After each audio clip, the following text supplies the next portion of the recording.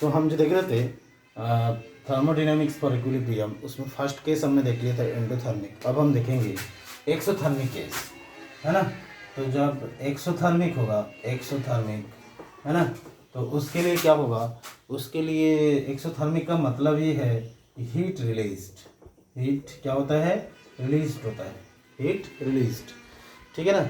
अब ऐसा है कि इसका मतलब कि डेल एच कैसा होगा, डेल एच होगा नेगेटिव, डेल एच होगा, बोलो नेगेटिव।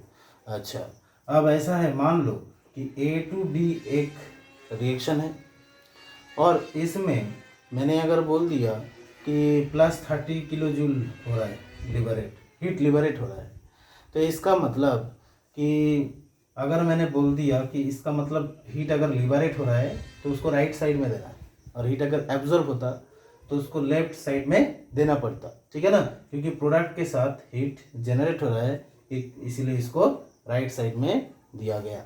अब मैंने अगर कर दिया कि लॉग के वर्सेस 1/t अगर प्लॉट किया गया, लॉग के वर्सेस 1/t।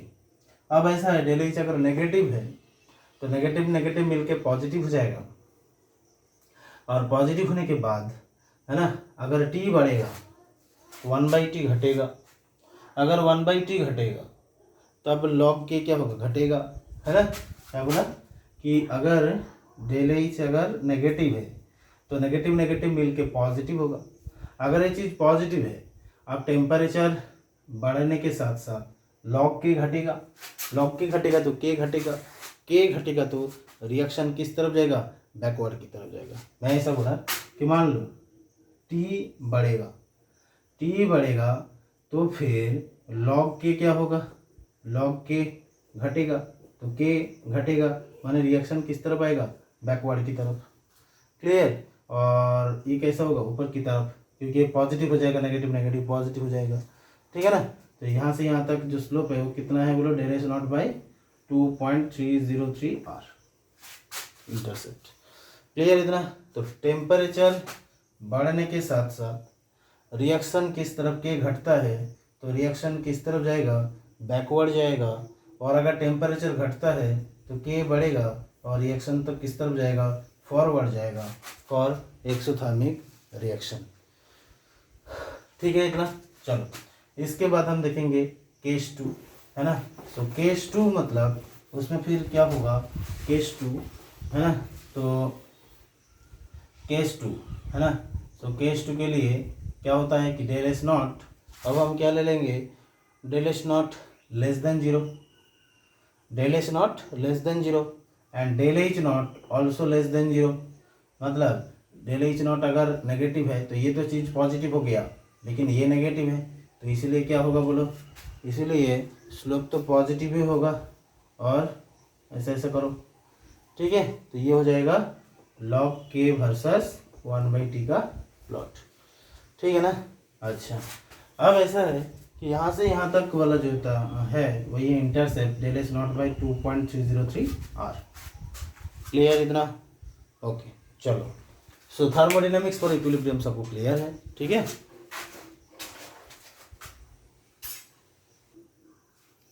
अब देखो, अब हम आगे बढ़ेंगे, फैक्टर्स अफेक्टिंग, है ना, composition of equilibrium mixture, factors affecting composition of equilibrium mixture, है ना, equilibrium mixture, okay, factors affecting composition of equilibrium mixture। तो उसमें हम देखेंगे कि मोल्स ऑफ मिक्सचर में क्या फ़र्क है ना। तो इसमें ला चैटेलियर्स प्रिंसिपल बहुत इंपॉर्टेंट टॉपिक है, ले चैटेलियर्स प्रिंसिपल, है ना, तो बहुत ज़्यादा इंपॉर्टेंट टॉपिक है। इस टॉपिक में सबसे ज़्यादा इंपॉर्टेंट यही है, ला चैटेलियर्स प्रिंसिपल। खूब क्वेश्चन आता है यहाँ से जी और नीट में। तो ला चैटेलियर प्रिंसिपल ऐसा बोलता है कि if any change is done at equilibrium, if any change is done at equilibrium, है ना, if any change is done at equilibrium, equilibrium will shift in the direction, है ना, equilibrium will shift in that direction, है ना, will shift in that direction where it can minimize this effect,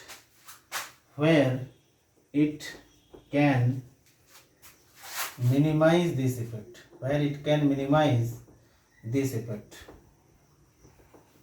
ठीक है। इसका मतलब क्या है, अगर कोई भी चेंज किया गया इक्विलिब्रियम में, तो इक्विलिब्रियम अपने आप उस तरफ शिफ्ट होगा जिस तरफ शिफ्ट होने से उसका चेंज कम कर सके। मतलब if any change is done at equilibrium will shift in that direction, equilibrium अपने आप उसी डायरेक्शन में जाएगा where it can minimise this effect, जहाँ पे ये इफेक्ट क्या होता है, कम होता है ना। क्या बोला मैंने, अगर किसी को झपड़ मारा तो क्या करना चाहेगा, वो मेरे पास नहीं आना चाहेगा। तो बात तो वही है, इक्विलिब्रियम को मैंने अगर प्रेशर ज़्यादा दिया तो इक्विलिब्रियम खुद ही खुद उस तरफ जाएगा जहाँ पे प्रेशर कम मिले उसको, है ना।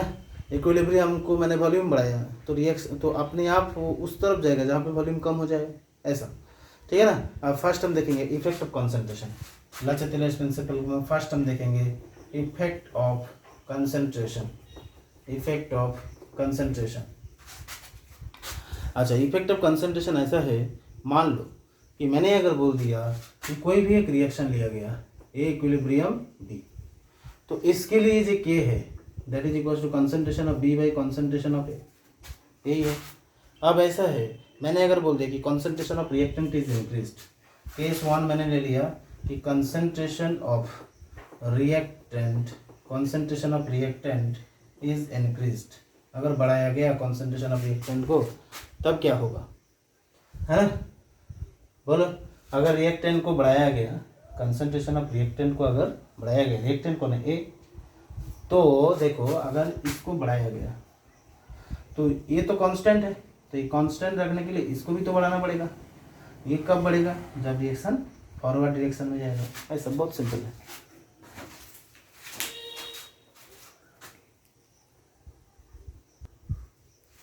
क्या चीज समझ आया सबको, मैं फिर से एक बार बोल रहा हूँ। कंसंट्रेशन ऑफ रिएक्टेंट इंक्रीज किया गया, अगर कंसंट्रेशन ऑफ रिएक्टेंट इंक्रीज किया गया तो के तो कांस्टेंट है, इसको कांस्टेंट रखने के लिए इसको भी तो इंक्रीज करना पड़ेगा। ये क्या है, प्रोडक्ट कब इंक्रीज होगा, जब रिएक्शन फॉरवर्ड जाएगा। क्लियर, बहुत ही सिंपल है। तो इफेक्ट हम क्या लिखेंगे, इफेक्ट, इसका इफेक्ट क्या हुआ कि रिएक्टेंट घट रहा है, जैसे जैसे रिएक्शन बढ़ते चला गया तो रिएक्टेंट क्या हो रहा है, concentration of reactant is increased, तो रिएक्शन अपने आप उस तरफ जाएगा जहाँ पे रिएक्टेंट कम हो जाए, वही तो लाचातिलेस प्रिंसिपल है। रिएक्टेंट कहाँ पे कम होगा, है ना, जब रिएक्शन फॉरवर्ड की तरफ जाएगा टिल इक्विलिब्रियम, ठीक है ना। तब क्या होगा, तब ऐसा होगा कि प्रोडक्ट बढ़ेगा, क्या बोलो, तब ऐसा होगा कि प्रोडक्ट बढ़ेगा, प्रोडक्ट का कंसंट्रेशन बढ़ेगा। तो ये है तुम्हारा effect, concentration of reactant is increase. अब हम देखेंगे कि concentration of reactant is decreased, अगर कंसंट्रेशन ऑफ रिएक्टेंट डिक्रीज किया गया तब क्या होगा। अब ऐसा मैं बार बार बोल रहा हूँ, देखो अब मैं ऐसा करूँगा, इसी रिएक्शन को मान लो ए टू बी, इस रिएक्शन को मैंने ऐसा कर दिया के equals to B by A. अब मैंने रिएक्टेंट को इंक्रीज कर दिया, अब इसको कांस्टेंट करने के लिए इसको भी तो इंक्रीज करना पड़ेगा, है ना। तो मैं ऐसा कह रहा हूँ कि डिक्रीज किया, इसको अगर डिक्रीज किया, कंसंट्रेशन ऑफ रिएक्टेंट को डिक्रीज किया, इसको डिक्रीज किया, तो इसको कांस्टेंट रखने के लिए इसको भी तो डिक्रीज होना पड़ेगा। डिक्रीज कब होगा, जब रिएक्शन बैकवर्ड आएगा। क्लियर। इफेक्ट हम क्या लिखेंगे, इफेक्ट हम ऐसे ही लिखेंगे कि रिएक्टेंट का कंसंट्रेशन अगर डिक्रीज किया गया, है ना, तो रिएक्टेंट का कंसंट्रेशन, रिएक्शन अपने आप किस तरफ करना चाहेगा, रिएक्टेंट का कंसंट्रेशन बढ़ाना पसंद करेगा, रिएक्टेंट का कंसंट्रेशन बढ़ाना पसंद करेगा। इसका मतलब रिएक्शन बैकवर्ड आएगा, तो रिएक्शन बैकवर्ड आएगा। क्लियर है बातें, रिएक्शन किस तरफ आएगा, बैकवर्ड आएगा, तो प्रोडक्ट का कंसंट्रेशन ऑटोमेटिकली क्या होगा, कम होगा। क्लियर। तो ये है तुम्हारा लाचातिलेस प्रिंसिपल का इफेक्ट, है ना। अब हम क्या करेंगे, concentration of product is increased, है ना। तो इफेक्ट ऑफ कंसंट्रेशन में हम नेक्स्ट देखेंगे कि concentration of product is increased, उसको देख लेंगे। कंसंट्रेशन ऑफ प्रोडक्ट को इंक्रीज करने से क्या होता है, ठीक है ना। Concentration of product is increase, तो अगर मैंने कंसंट्रेशन ऑफ प्रोडक्ट का इंक्रीज किया, अगेन वही रिएक्शन ए टू बी, मैंने अगर बोल दिया के equals to concentration of B by concentration of A, अगर मैंने प्रोडक्ट कंसंट्रेशन बढ़ा दिया तो रिएक्टेंट का कंसंट्रेशन भी बढ़ाना पड़ेगा। तब कब होगा रिएक्टेंट का कंसंट्रेशन, कब बढ़ेगा, जब रिएक्शन बैकवर्ड में आए, है ना। तो इफेक्ट हम क्या बोलेंगे, बोलो इफेक्ट क्या होगा, बोलो। इफेक्ट ऐसा है, प्रोडक्ट का कंसंट्रेशन अगर बढ़ाया गया तो क्या होगा, प्रोडक्ट का कंसंट्रेशन घटेगा। प्रोडक्ट का कंसंट्रेशन कब घटेगा, जब रिएक्शन बैकवर्ड आएगा। या ऐसा बोल सकते हो कि रिएक्टेंट का कंसंट्रेशन क्या होगा, बढ़ेगा। इस टाइप का है, ठीक है ना। रिएक्टेंट का कंसंट्रेशन क्या होगा, बढ़ेगा, है ना। So concentration of product is decrease. अब हम देखेंगे concentration of product is decrease, है ना। Concentration of product is decrease, है ना। तो concentration of product is decreased, है ना। अब ऐसा है कि मान लो ए टू बी एक रिएक्शन है और इसका अगेन मैंने ले लिया के equals to B by A. अब ऐसा है प्रोडक्ट मैंने बढ़ा दिया, प्रोडक्ट को घटा दिया तो रिएक्टेंट भी घटेगा, तब जाके ये कांस्टेंट रहेगा। ये कब घटेगा, रिएक्टेंट कब घटेगा, जब रिएक्शन किस तरफ जाए, फॉरवर्ड की तरफ जाए। जब रिएक्शन किस तरफ जाए, फॉरवर्ड की तरफ जाए। तो इसका मतलब इफेक्ट क्या हुआ, इफेक्ट ऐसा है कि रिएक्शन फॉरवर्ड की तरफ गया, है ना। और कंसंट्रेशन ऑफ प्रोडक्ट क्या होगा, बढ़ेगा। एंड कंसंट्रेशन ऑफ रिएक्टेंट क्या होगा, घटेगा, ठीक है ना। ऐसा ही कुछ होगा, concentration of product is decrease होने से ऐसा होता है, ठीक है ना। अब ऐसा है, मान लो फेवरेट कंडीशन कौन सा होगा, है ना। जहाँ पे प्रोडक्ट बन रहा है वही होगा फेवरेट कंडीशन। कहाँ कहाँ पे प्रोडक्ट बढ़ेगा, है ना, वो देखते हैं। फेवरेट कंडीशन या फेवरेबल कंडीशन कैसा हुआ, बोलो। फेवरेबल कंडीशन कौन सा होगा ना, जब रिएक्शन सामने की तरफ गया या फॉरवर्ड रिएक्शन की तरफ गया, है ना। कब गया, बोलो। फेवरेट कंडीशन, है ना। फेवरेबल कंडीशन कौन सा होगा, बोलो। More product will form, more मैंने कहाँ पे मोर प्रोडक्ट होगा। More product will form at कहाँ पे 1 और 4 पॉइंट में हमने देखा था, है ना। 1 में क्या था कि कंसंट्रेशन ऑफ रिएक्टेंट को इंक्रीज किया गया, वो वाला था। और 4 1 और 4, ठीक है ना। Even 4 is better than 1, 4 is better than 1। क्यों ऐसा, क्योंकि ऐसा है क्योंकि रिएक्शन से प्रोडक्ट को हटाना इजी है, प्रोडक्ट को डिक्रीज करना इजी है ना। रिएक्टेंट को बढ़ाने से प्रोडक्ट को अगर हटा लिया तो रिएक्शन ऑटोमेटिकली फॉरवर्ड की तरफ जाएगा, ठीक है ना।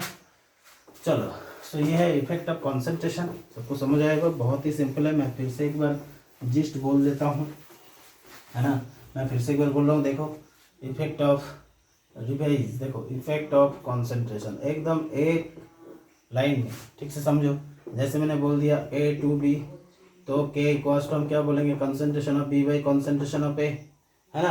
अगर मैंने बोल दिया कि भाई रिएक्टेंट का कंसंट्रेशन बढ़ाया गया, अगर मैंने इसका कंसंट्रेशन बढ़ाया तो ऑटोमेटिकली इसका कंसंट्रेशन भी बढ़ाना पड़ेगा, तब तो ये कांस्टेंट होगा। ये क्या है, प्रोडक्ट है। ये क्या है, बोलो, प्रोडक्ट। ये क्या है, बोलो, रिएक्टेंट।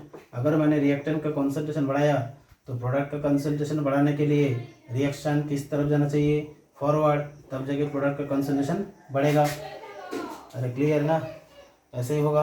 दूसरा, मैंने अगर बोल दिया कि मैंने अब रिएक्टेंट का कंसंट्रेशन घटाऊंगा, तब क्या होगा, रिएक्टेंट का कंसंट्रेशन अगर घटाओगे तो ऑटोमेटिकली ये भी घटेगा। ये घटेगा कब, जब रिएक्शन बैकवर्ड आ जाए, ठीक है ना। तो ऐसा होगा। सो कंसंट्रेशन ऑफ प्रोडक्ट जब बड़ा होगा, कंसंट्रेशन ऑफ प्रोडक्ट जब बढ़ेगा, है ना, तब इसको भी बढ़ाना पड़ेगा, तो रिएक्शन किस तरह, बैकवर्ड। अब कंसंट्रेशन ऑफ प्रोडक्ट अगर घटाऊंगा अगर प्रोडक्ट को घटा दिया, अगर प्रोडक्ट को मैंने घटा दिया तो इसको भी घटाना पड़ेगा रिएक्टेंट को। रिएक्टेंट कब घटेगा? जब रिएक्शन सामने की तरफ जाएगा। तो सामने की तरफ कौन सा था? सामने की तरफ ये वाला था और ये वाला था, ये दोनों केस था। अब ये दोनों केस में से कौन सा केस ज़्यादा फेवरेबल? ये वाला केस, क्योंकि प्रोडक्ट को हटाना बहुत ही ईजी है। प्रोडक्ट को हटा लोगे तो रिएक्शन अपने आप फॉरवर्ड की तरफ जाने लगेगा। ठीक है, चलो ये इफेक्ट ऑफ कॉन्सेंट्रेशन सबको समझ आया होगा। बहुत ही सिंपल सा एकदम केस है, या सीधा सीधी बोल सकते हो कि जब तुम रिएक्टेंट का कॉन्सेंट्रेशन बढ़ाओगे रिएक्शन अपने आप उस तरफ जाएगा जहाँ पे रिएक्टेंट का कंसंट्रेशन कम हो। जब तुम प्रोडक्ट का कंसंट्रेशन बढ़ाओगे रिएक्शन अपने आप उस तरफ जाएगा जहाँ पे प्रोडक्ट का कंसंट्रेशन घटेगा, इस टाइप का। ठीक है ना। सो नोट बोल के एक पॉइंट लिखो, है ना, कुछ पॉइंट लिखते हैं नोट बोल के, है ना। So if concentration of any solid compound is increased, if concentration of any solid component is increased, तब क्या होगा, है ना, is increased। जब कोई भी एक सॉलिड कंपोनेंट का जब बढ़ाया जाएगा इसका मतलब उसमें क्या होगा, कोई इफेक्ट ही नहीं होगा, नो इफेक्ट। क्लियर। अच्छा, मैंने अगर बोल दिया, मान लो कोई भी एक एग्जांपल ले लिया, carbon solid plus CO2 gas, है ना, इससे क्या होगा, इससे होगा 2CO गैस। अच्छा, अब ऐसा है कि मान लो इसके लिए जो Kc है, इसके लिए Kc क्या होगा, concentration of CO whole square divided by concentration of CO2, क्योंकि कार्बन को नहीं लेना है क्योंकि सॉलिड है और सॉलिड का कंसंट्रेशन क्या होता है, 1 होता है। Kp इक्वल्स टू क्या कर सकते हो, PCO स्क्वायर बाई PCO2। ठीक है ना। अच्छा, अब ऐसा है, फर्स्ट मैंने अगर बोल दिया कंसंट्रेशन ऑफ CO को इंक्रीज किया गया, कंसंट्रेशन ऑफ CO2 को इंक्रीज किया गया, तो कंसंट्रेशन ऑफ CO2 को अगर इंक्रीज करना है तो ये भी इंक्रीज होगा, ये भी इंक्रीज होगा, तो ये किस तरफ जाएगा, फॉरवर्ड, तो ये फॉरवर्ड डायरेक्शन में जाएगा। Clear. Similarly concentration of CO को मैंने इंक्रीज किया, इसको कंसंट्रेशन ऑफ CO, इसको अगर इंक्रीज किया है इसको भी इंक्रीज करना है, ये क्या है, रिएक्टेंट, तो किस तरफ जाएगा, बैकवर्ड। मैंने अगर बोल दिया कि concentration of carbon solid increase किया गया, तब रिएक्शन किस तरफ जाएगा। अब देखो यहाँ पे कार्बन सॉलिड दिख रहा है, नहीं दिख रहा है, तो हम बोलेंगे नो इफेक्ट, तो इसमें कोई इफेक्ट नहीं होगा, इसमें कोई इफेक्ट नहीं होगा। ठीक है ना। तो इफेक्ट ऑफ कॉन्सेंट्रेशन सबको समझ आएगा। तो जब भी सॉलिड देखोगे तो उसका कुछ इफेक्ट नहीं होगा, क्योंकि Kc और Kp में सॉलिड का यूनिट ही माना जाता है एक्टिविटी, माने प्रेशर है तो प्रेशर 1 और कंसंट्रेशन है तो कंसंट्रेशन 1 माना जाता है। ठीक है। अब हम देखेंगे effect of temperature,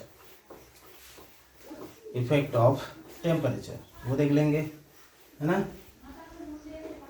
effect of temperature देखो, इफेक्ट ऑफ टेम्परेचर, है ना, second effect. So effect of temperature क्या होगा बोलो। फर्स्ट हम देखेंगे कि डेल H नॉट, है ना, del H nought greater than 0, del H nought greater than 0। तो उसके लिए हमने क्या देखा था कि ये कौन सा टाइप का था, ये था, है ना, एंडोथर्मिक टाइप का, एंडोथर्मिक। अब ऐसा है कि इसमें हीट को देना पड़ता है। अब टेम्परेचर बढ़ाने के साथ रिएक्शन किस तरफ जाएगा, फॉरवर्ड की तरफ जाएगा, तब K बढ़ेगा। अब टेम्परेचर घटाने के साथ मैंने देख लिया, थर्मोडायनामिक्स में मैंने पढ़ा दिया। ठीक है ना। तो टेम्परेचर जैसे घट गया तो ये बैकवर्ड जाएगा, तब K घटेगा। दूसरा मैंने बोल दिया, मान लो कि del H nought less than 0, del H nought अगर लेस देन 0 है, ये कौन सा वाला केस, एक्सोथर्मिक। अगर एक्सोथर्मिक है तो टेम्परेचर अगर बढ़ाया गया तो रिएक्शन किस तरफ जाएगा, रिएक्शन बैकवर्ड जाएगा, तब K घटेगा। और टेम्परेचर अगर घटाया गया तब रिएक्शन फॉरवर्ड जाएगा, तब K बढ़ेगा, है ना। तो इस टाइप का कुछ जो मैंने थर्मोडायनामिक्स में पढ़ाया था वही एक बार फिर से बोल देता हूँ कि मान लो डेल H ग्रेटर देन 0 है, माने एंडोथर्मिक, माने रिएक्शन में अगर हीट दोगे तब जाके रिएक्शन होगा। इसका मतलब कि टेम्परेचर देने में रिएक्शन फॉरवर्ड डायरेक्शन में जाएगा, तो अब ऑटोमेटिकली K बढ़ेगा। और डेल H लेस देन 0 का मतलब है एक्सोथर्मिक है, तो T अगर बढ़ाओगे ऑटोमेटिकली पहले से एक्सोथर्मिक, मैंने पहले से उसमें हीट पैदा हो रहा था, और जैसे ही तुम ये टेम्परेचर और बढ़ा दिए ना तो रिएक्शन ऑटोमेटिकली बैकवर्ड गया। ठीक है, इतना। अब नेक्स्ट देखो, नेक्स्ट ऐसा है कि मान लो log K, so log K that is equals to क्या होगा बोलो, del S nought by 2.303 R minus, है ना, minus del H not by 2.303 R T, ठीक है ना। उसके बाद देखते हैं, चलो हो गया। चलो उसके बाद देखो, है ना, तो T1 में अगर टेम्परेचर T1 है उसका K1 है, अच्छा रेट कांस्टेंट, अगर T2 है और उसका K2 है, तो दोनों टेम्परेचर के लिए T1 के लिए K का वैल्यू जब K1, T2 के लिए जब K2 है, तब हम क्या कर सकते हैं बोला, log K1 that is equal to क्या होगा, del S nought by 2.303 R minus del H not by 2.303 R T1। Similarly log K2 that is equals to क्या होगा, del H not by 2.303 R minus del H not by 2.303 R T2, ठीक है ना। चलो तो ये 1 number equation है और ये 2 नंबर इक्वेशन है। उसके बाद हम क्या करेंगे, 2 - 1 करेंगे, है ना। तो 2 - 1 जैसे करेंगे तब कैसा होगा, 2 - 1 तब ऐसा होगा कि मान लो log K2 minus log K1 that is equals to ऐसा होगा minus del H not by 2.303 R T2 plus del H not by 2.303 R T1। तो इसका मतलब क्या है, log K2 by K1 that is equals to del H by 2.303 R 1 by T1 minus 1 by T2, यही होगा, ठीक है।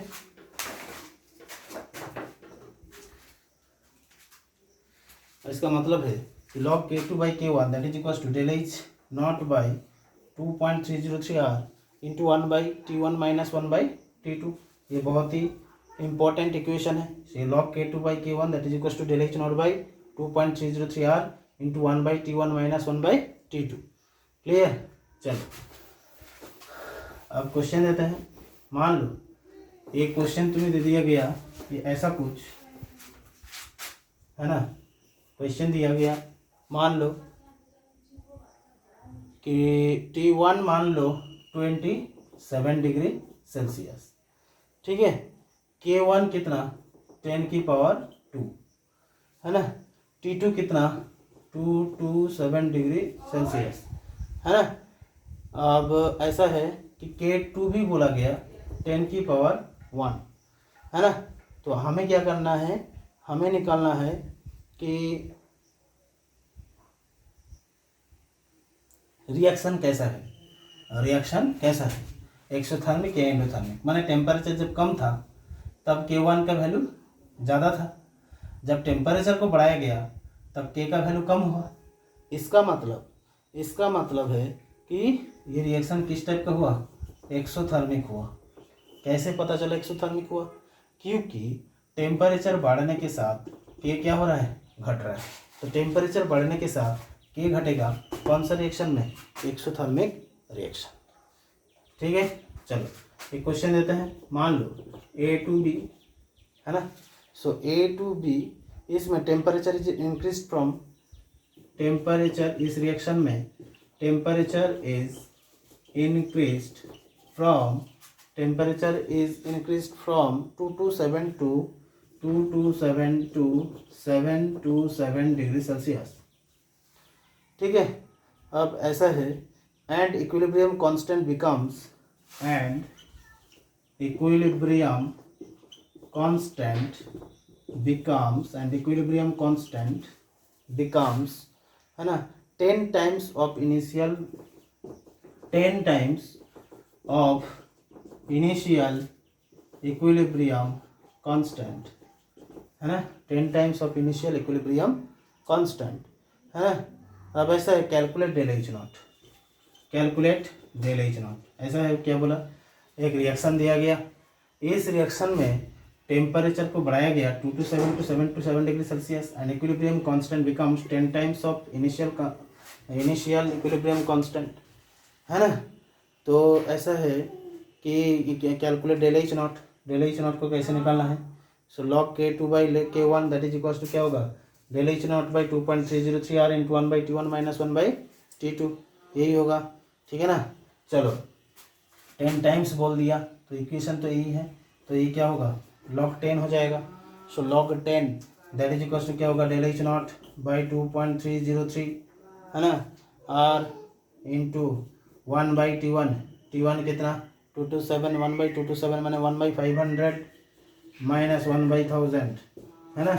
सो that is equals to del H equals to क्या होगा, तो log 10 तो 1 होगा, log 10 तो 1 है ना। सो 1 इक्वल्स टू क्या हो जाएगा बोलो, del H not by 2.303 R into 1/, है ना, 1000 into 1/1000। So that is equals to क्या होगा, del H naught equals to 2303 R. इसका मतलब है अगर मैंने आर का वैल्यू अब किस किस में पुट कर सकता हूँ बोलो, 8.314 अगर पुट किया तो ये आंसर आएगा किस में, जूल में आएगा, जूल पर मोल। अगर ऐसा होगा कि 2.2303 इंटू 2 दे दिया तब क्या होगा, कैलोरी पर मोल, है ना। तो इसी दोनों पे आंसर आएगा। ठीक है ना, क्लियर। तो इस टाइप का क्वेश्चन ऐसे ही करना है। मैं फिर से एक बार बोल रहा हूँ कि जब भी टेम्परेचर वाला क्वेश्चन देगा कि टेम्परेचर यहाँ से यहाँ तक करा गया और इक्विलिब्रियम कांस्टेंट बढ़ा 10 times of initial equilibrium constant, then calculate del H naught. तो उसके लिए क्या करना पड़ेगा कि log K2/K1 that is equal to del H not by 2.303 R into 1/T1 minus 1/T2। अब क्या करना है, 10 टाइम्स बढ़ाया गया तो ये 10 है ना, that is equal to del H not by 2.303 R into 1/500 minus 1/1000। कैसे करना है, मैं इसको केल्विन में कर लिया, किसमें कर लिया बोलो, केल्विन में। ठीक है ना। फिर इसके बाद क्या होगा, log 10 equals to 1 that is equals to value put करके ऐसा है। अब ऐसा है कि आर का वैल्यू कौन सा पुट करना है, ये एनर्जी वाला केस चल रहा है तो इसीलिए हमेशा जूल या कैलोरी में करना है। ठीक है ना।